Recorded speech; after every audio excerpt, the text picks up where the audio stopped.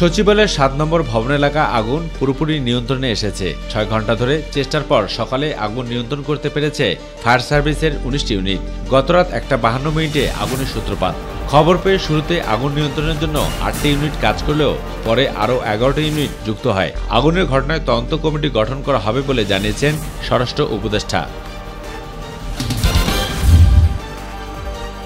যারা সমালোচনা করছে বিএনপি তাদেরকে প্রতিহত কিংবা যোগ্য মনে করে না বলে মন্তব্য করেছেন দলের স্থায়ী কমিটির সদস্য নজরুল ইসলাম খান।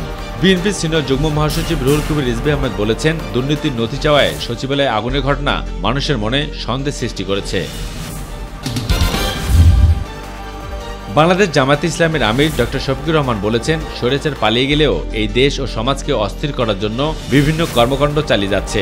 তাদের সকল চক্রান্ত ব্যর্থ হয়েছে, আগামীতেও ব্যর্থ হবে। সকালে খুলনার ডুমুরিয়া উপজেলার ১৮ মাইল মোড়ে জামাতের পথসভায় তিনি এসব কথা বলেন।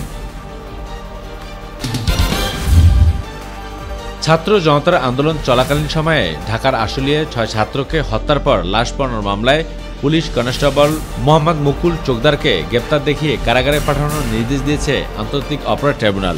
সকালে মুকুলকে ট্রাইব্যুনালে হাজির করে কারাগারে পাঠানোর আবেদন করলে বিচারপতি গোলাম মর্তুজা মজুমদারের নেতৃত্বাধীন ৩ সদস্যের ট্রাইব্যুনাল এই আদেশ দেন।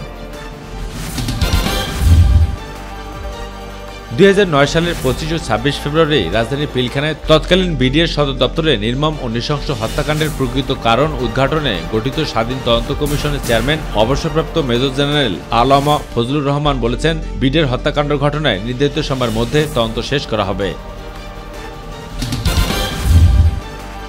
সেনাবাহিনী কতদিন দায়িত্ব পালন করবে সেটা সরকার নির্ধারণ করবে। উদ্বুদ্ধ পরিস্থিতি মোকাবেলায় সেনা সদস্যরা কাজ করছে, কোনো চাপ অনুভব করছে না। দুপুরে এক ব্রিফিংয়ে military operations direct staff colonel Istekhab Haider Khan একথা বলেন। তিনি আরও বলেন, সচিবালয়ে অগ্নিকাণ্ডের ঘটনা ষড়যন্ত্রমূলক কিনা এটা তদন্ত হলে বলা যাবে।